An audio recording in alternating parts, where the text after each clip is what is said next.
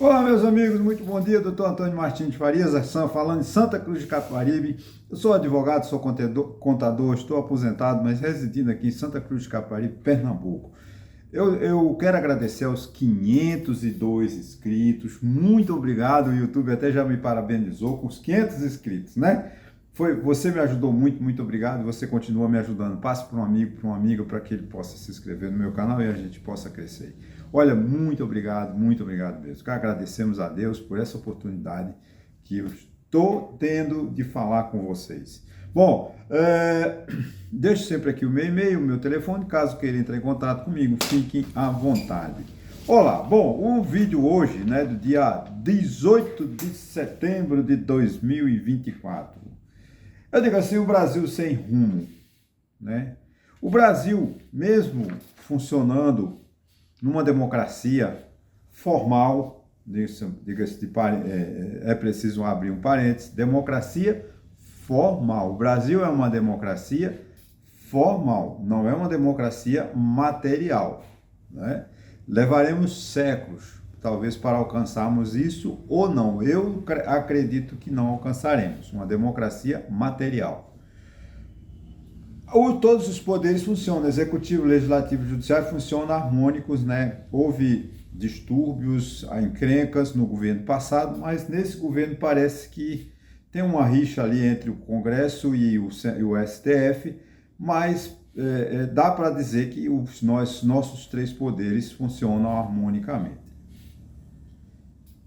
É só uma aparência, né? Porque, para você ter uma ideia, o Brasil está pegando fogo, né? Para se conter incêndio, o governo ficou no discurso, não agiu em nada, não tem uma força-tarefa, não tem um plano, não tem um projeto, né, de combater enchentes, de combater incêndios. E todo ano nós somos atacados, vamos dizer assim, né, por esses fenômenos naturais. O excesso de verão, o excesso de chuva, como ocorreu no Rio Grande do Sul. Destruímos há pouco tempo, né, de maio até junho, a economia do Rio Grande do Sul foi totalmente destruída e ninguém fala mais nada sobre. Parece que resolveram os problemas. Não foram resolvidos, tenho certeza disso. Que para o gaúcho ainda sofre muito com os efeitos daquela tragédia que foi tão né, noticiada e que de repente a mídia resolve silenciar. Como silenciará com relação a essa questão das queimadas? Basta vir uma chuva e apagar boa parte do fogo. Mas isso não resolve, porque é preciso que se tenha projetos, né, para evitar esses tipos de tragédia o ano que vem, daqui a uns anos, né? Mas, veja bem, ontem eu lendo no canal do UOL, né, uma matéria, que até me perdoe, eu tenho que dar o crédito para a jornalista, mas está no UOL, e fala assim, né, que o Brasil importa lixo, importa resíduos, mas não colhe aqui, não trata, né? Ele importa o lixo e joga o lixo aqui. 4 ou 5% do nosso resíduo da indústria é que é recuperado. Então sobra 96% jogado ao léu, né? Nos oceanos, nos rios, contribuindo para o caos, né, ecológico, né? Essa é a grande realidade. Por quê? Porque no governo anterior, o governo anterior tirou as taxas de importação de certos insumos. E aí ficou barato. O empresário, ao invés de continuar aqui, né, foi importar o lixo, né, do estrangeiro, importou o lixo com isenção. Mesmo esse governo atual parece que já aumentou em 18% a taxa, né, de importação, ou imposto de importação sobre os itens que compõem os insumos, né, para a indústria. Mesmo assim, continua a importação desse lixo. E isso causa o quê? Primeiro, que nós não temos uma política de reciclagem, né? De maneira que recomponha, tenha a produção, né? Mas o resíduo seja reciclado, volte novamente para o processo. Como é o caso, por exemplo, as PETs, as garrafas plásticas, né? As sacolas de supermercados também precisavam de um processo de recolhimento.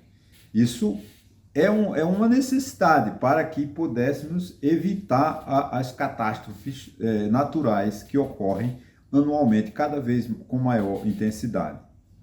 Mas o Brasil não se preocupa. Por quê? Porque o empresário visa apenas o lucro. Então não tem um projeto nem da parte do empresário, nem da parte do governo para amenizar, para encontrar solução para esses problemas.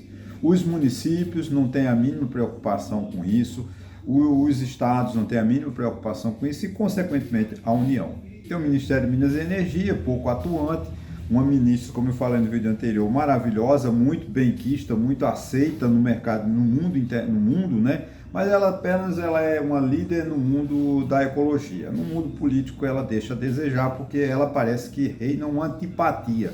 Ela tem uma rejeição na área política muito forte, que não é culpa minha, mas tudo bem, o problema é dela. Ela precisa, como ministra de Estado, ter consciência que ela precisa negociar com todas as correntes, né?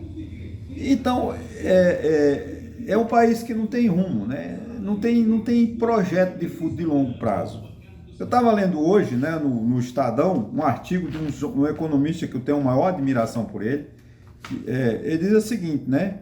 Projeto de lei no Congresso Nacional, de acordo com o artigo no Estadão, de hoje, 18 de novembro de 2024, assinado pelos economistas de grande saber e que já prestaram relevante serviço ao nosso país, com suas aulas, com seus livros, né?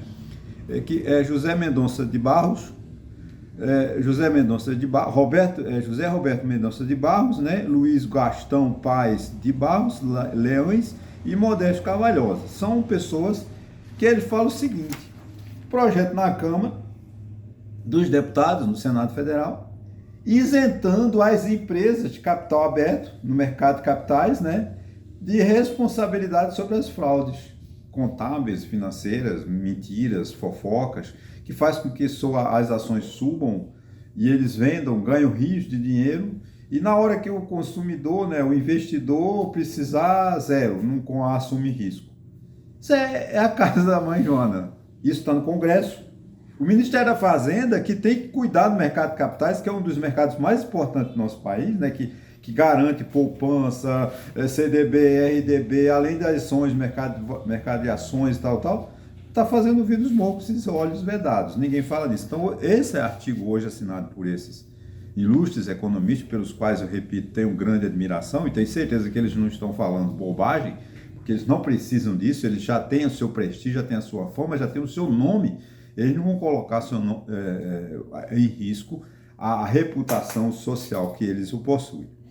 Então, é uma coisa absurda você não responsabilizar, por exemplo, a empresa, essa que está, a Maceió afunda, por causa a Braskem, se eu não me engano, né, que tem uma mina de salgema lá, cavou por debaixo, tirou a mina, e hoje Maceió assume. Já pensou se essa empresa não assume nenhum risco? Maceió acaba, a casa das pessoas vão para o fundo do mar e a empresa fica coisando.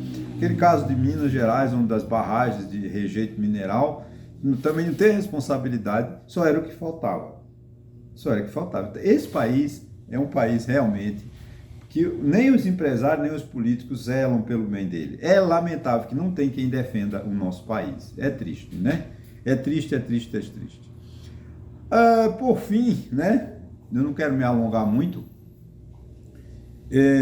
O Banco Central, né, deverá aumentar, provavelmente na reunião do Copom, né, do Conselho Monetário Nacional, aumentar a taxa de juros de 10,5 para 10,75 por aí. Será uma celeuma, né? O presidente Lula deve cuspir, desculpa o termo, abro aspas, cuspir marimbondo, fecho aspas, por causa desse aumento. Mas é inevitável, porque a economia, né, por falta de projeto, né, a demanda está muito aquecida, com o nosso índice de desemprego muito baixo, graças a Deus, isso é muito bom, são as pessoas trabalhando, mas as pessoas trabalhando vão ao mercado, consumir, comprar, mas não tem produção, não tem a oferta, porque lá atrás não se preocuparam, não fizeram previsão, não planejaram que o país poderia crescer. Já falei aqui, em algumas vezes, nos meus vídeos, que o Brasil está numa sinuca de bico, ele não pode crescer. Se não tem planejamento, a economia brasileira não pode crescer, porque se crescer, há um gargalo. Você vê, agora está vendo o Banco Central sendo obrigado a aumentar a taxa de juros, porque o consumo está elevado, mas não tem a por bem o produto e, consequentemente, aumentará a inflação. O consumo, o excesso de consumo e a falta de produto, ou seja, a baixa oferta, o que acontece? Aumento de preço. Aumento de preço chama-se inflação. Tudo isso por falta de planejamento. Governos não é do Lula, não me culpe Lula, é de Bolsonaro para trás, né? Que nunca planejaram, nunca previram isso. O Brasil precisa de infraestrutura, de estradas, de rodovias, né? Desculpa, estrada e rodovia é a mesma coisa, mas de ferrovias, né? De portos, que nós não temos. Estrutura energética, que nós não temos. Se a produção aumentar, a indústria começar a produzir demais, haverá, como houve no fim do governo FHC, né, o colapso do apagão energético. E também outros apagões, como nós tivemos em apagão aéreo, né, que já tivemos por falta de infraestrutura.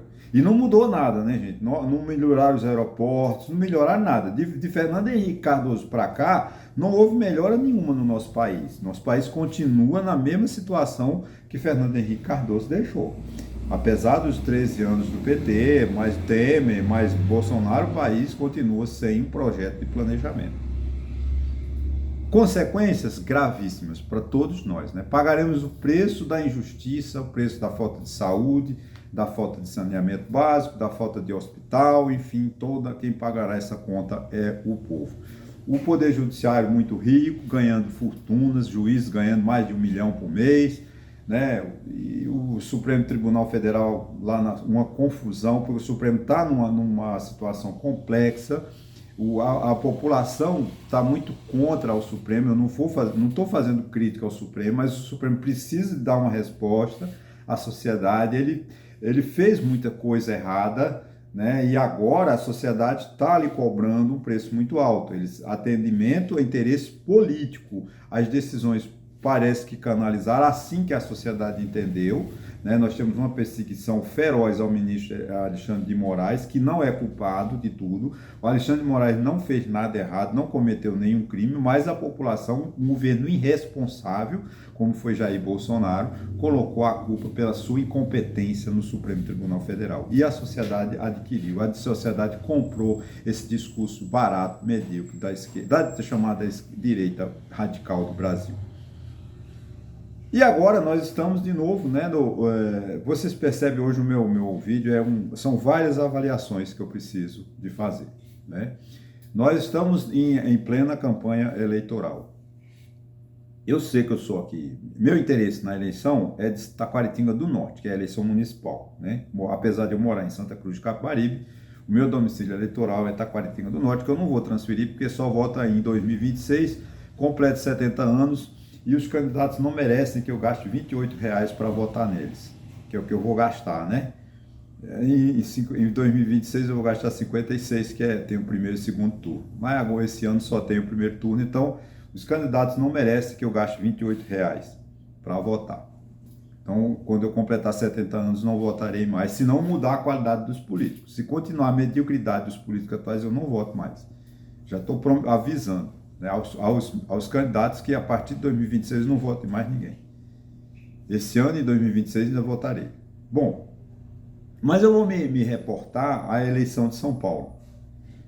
Por que a eleição de São Paulo? Gente, a eleição de São Paulo é a cidade mais importante do país. Tem 10% do PIB, 30 milhões no estado de São Paulo, acho que tem 15 ou 20 milhões. São Paulo acho que tem mais de 2 milhões, com certeza. Eu não sei a população da cidade de São Paulo.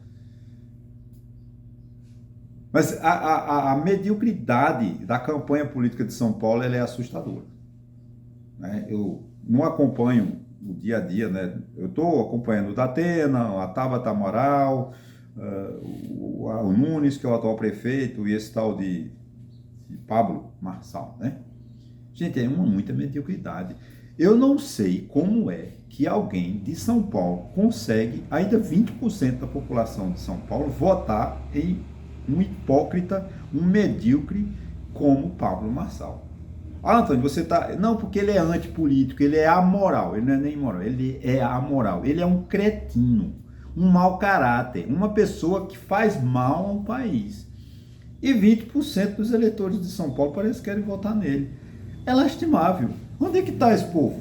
Que eleitor é esse que vota no medíocre, simplesmente um agressor? Ele só vai... Ontem eu estava ouvindo o debate, ele só agrediu, ele não tem proposta. Quer dizer, ficou os três outros quatro, né, que tem uma que também é bolsonarista, como o Marçal, né, do Novo, né, que não apareceu muito, mas se envolveu.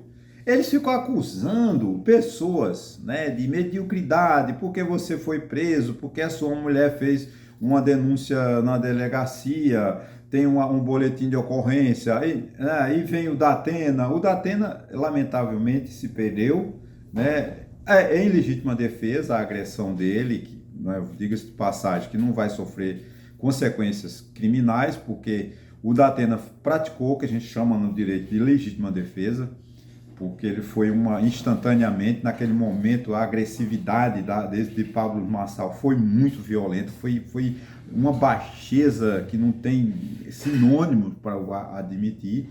E o Datena, não estou aqui defendendo o Datena, tá?